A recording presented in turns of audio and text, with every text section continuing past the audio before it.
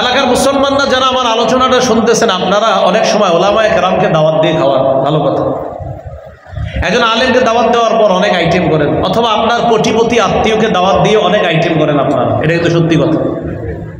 আপনার কলিগকে আপনি দাওয়াত দিয়ে খাওয়ান, এটাও সত্য। এলাকার গরিব অসহায় দুস্থদেরকে কয়দিন আপনি এরকম দাওয়াত দিয়ে খাওয়াইয়েছেন? সর্বোচ্চ খাওয়াইলে শুক্রবার দিন হয়তো দরজায় বসায়া একটা প্লেটে ভাত দিয়ে ওই ঘরের সামনে বসায়া খাওয়াই দিয়েছেন। আপনাদেরকে একটা বুদ্ধি শিখিয়ে দিই, মাঝে মাঝে এই জাতীয় গরিব যারা একদম অসহায় ভিক্ষা করে তাদেরকে কানে কানে বলবেন, আগামী শুক্রবার জুমার পরে আমার বাসায় তোমার দাওয়াত, আমার ঘরে তুমি খাবা। তো সে চিন্তা করবে, ওনার ঘরে খাওয়া মানে মনে হয় ঘরের দরজায় বসবো আমি, প্লেটে কিছু খানা দিবে, আমি খেয়ে চলে আসবো। তো ওই ব্যক্তি পরের দিন পরের জুমায় যখন আপনার বাসায় যাবে, আপনার ঘরে যাবে, তাকে একজন আলেমকে দাওয়াত দিলে ঠিক যেখানে বসাই দেন তাকেও ঘরে ঠিক সেখানে বসাবেন, মেহমানদেরকে যেখানে বসাই দেন তাকেও। সে তো বিশ্বাস করবে না এগুলো কি করতেছে। আপনি সেখানে বসাবেন, বসায় তাকে খাওয়াবেন।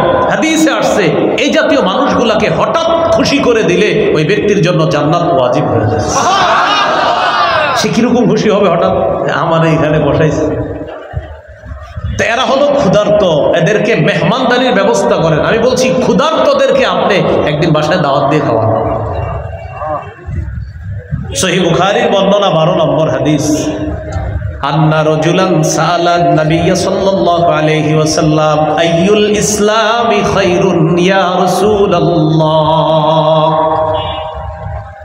ওগো আল্লাহর নবী, আপনার কাছে জানতে চাই ইসলামের কোন শিষ্টাচারটা সবচেয়ে উত্তম। فقال رسول الله صلى الله عليه وسلم تطعم الطعام। নবী জবাব দিলেন, ক্ষুধার্তকে খাবার খাওয়ানো এটা ইসলামের শ্রেষ্ঠ রীতিনীতির একটা অংশ। ক্ষুধার্তকে খাবার খাওয়ানো এটা হলো ইসলামের সবচাইতে উত্তম, সবচাইতে একটা সৌন্দর্যতা, যে কোনো ক্ষুধার্ত মানুষকে খাবারের ব্যবস্থা করা। আল্লাহ আমাদের সকলকে এই জাতীয় ক্ষুধার্ত মানুষ যারা, তাদের জন্য যেন আমরা যথাযোগ্যভাবে যে যতটুকু পারি আমরা তাদেরকে যতটুকু আমাদের এবিলিটি আছে আমরা তাদের পাশে দাঁড়াতে পারি। আল্লাহ তৌফিক দান করুন। মানব সেবার 4 নাম্বার কাজ রোগীর সেবা করা। বন্যার কারণে এমন রোগী আছে, বিশেষ করে বাচ্চারা যদি অসুস্থ হয়, জানেন আপনারা বাচ্চাদের রোগ নির্ণয় করা মুশকিল। সকালে সুস্থ আছে, বিকালে অসুস্থ।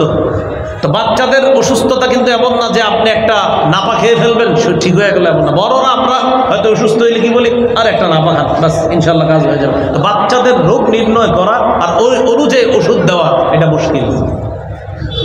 বন্যার কারণে অসুস্থ অসহায় মানুষগুলার পাশে ডাক্তার তো আর পুরো হসপিটালটা নিয়ে যেতে পারবে না, সর্বোচ্চ ভাসমান হসপিটাল সেখানে যাবে। তো আমরা যে যতটুকু পারি তাদের জন্য আমরা স্বাস্থ্য সেবাও নিশ্চিত করতে হবে, এই জন্য আমরা চেষ্টা করা।